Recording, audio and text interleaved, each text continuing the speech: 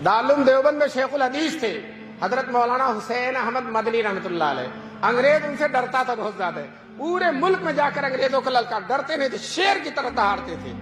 तो अंग्रेजों ने सोचा इनको दारुल देवबंद से निकलवा दिया जाए। अगर ये दारुल देवबंद से निकल जाएंगे तो एक तो दारुल देवबंद का स्टेज बहुत बड़ा और दूसरे इनकी शख्सियत बहुत बड़ी, दोनों मिलकर बड़ी ताकत हो जाती है और हमें नुकसान बहुत होता। कम से कम इनको दारुल से निकलवा दिया जाए ताकि इनकी आवाज में वो जोर न रहे, कम से कम दारुल के शेखुल हदीस तो नहीं रहेंगे। लेकिन चूंकि दारुल देवबंद अंग्रेजों से एक पैसा नहीं लेता था तो अंग्रेज उस पर कोई आर्डर भी नहीं दे सकता था।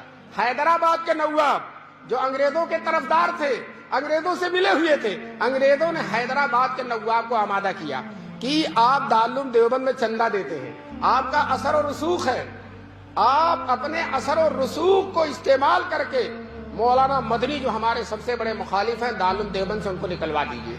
यह हैदराबाद के नवाब से अंग्रेजों ने कहा। नवाब ने न आओ देखा न तो इतना लंबा खत लिखा और दारुल देवबंद के मोहतमीम हकीमुल इस्लाम कारी तैयब साहब रहमतुल्लाह अलैह थे।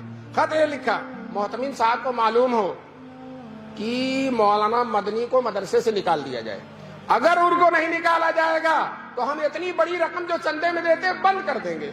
हजरत कारी तैयब साहब को इन बूढ़ों ने देखा होगा, हकीमुल इस्लाम थे, बड़ी ही लताफत की बातें उनके जबान से निकलती थी।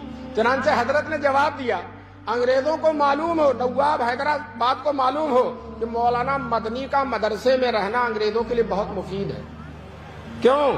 हम उनको हफ्ते में 6 दिन छुट्टी नहीं देते, बुखारी और तिरमिज़ी पढ़वाते हैं, जुमे के 1 दिन छुट्टी के मिलते हैं, मुल्क में कहीं जाकर अंग्रेजों को ललकारते हैं।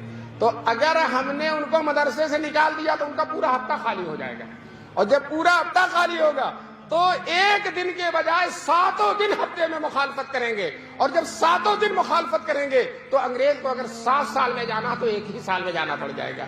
इसलिए अंग्रेजों की भी भलाई इसी में है कि शेर को पिंजड़े में बंद रखा जाए और मौलाना को मदरसे में। ये कारी तैयब साहब ने जवाब लिखा।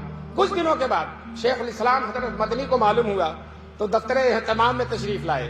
हजरत कारी तैयब साहब से कहा, कारी साहब मेरे बारे में क्या खत आया और आपने क्या जवाब दिया? तो कारी साहब ने कहा, खत हैदराबाद का खत और अपना जवाब शेख मदनी के सामने रख दिया। हजरत मदनी ने संजीदगी से वक़ार और तमकनत से मुताला करके कहा, मोहतमीम साहब दूसरा खत लिखिए और ये लिखिए कि नवाब साहब आपने धमकी दी है कि आइंदा चंदा बंद कर देंगे। हम आपसे कहते हैं कि अब तक साल से जितना चंदा दिया आपने, सारे चंदे की फहरिस्त भेज दीजिए, आपकी सारी रकम वापस कर दी जाएगी। आइंदा देना तो दूर की बात है, आपकी सारी रकम वापस कर दी जाएगी। आप समझते हैं मदरसा आपके चंदे से चलता, मदरसा अल्लाह की अमानत है और अल्लाह इसको चलाने वाले।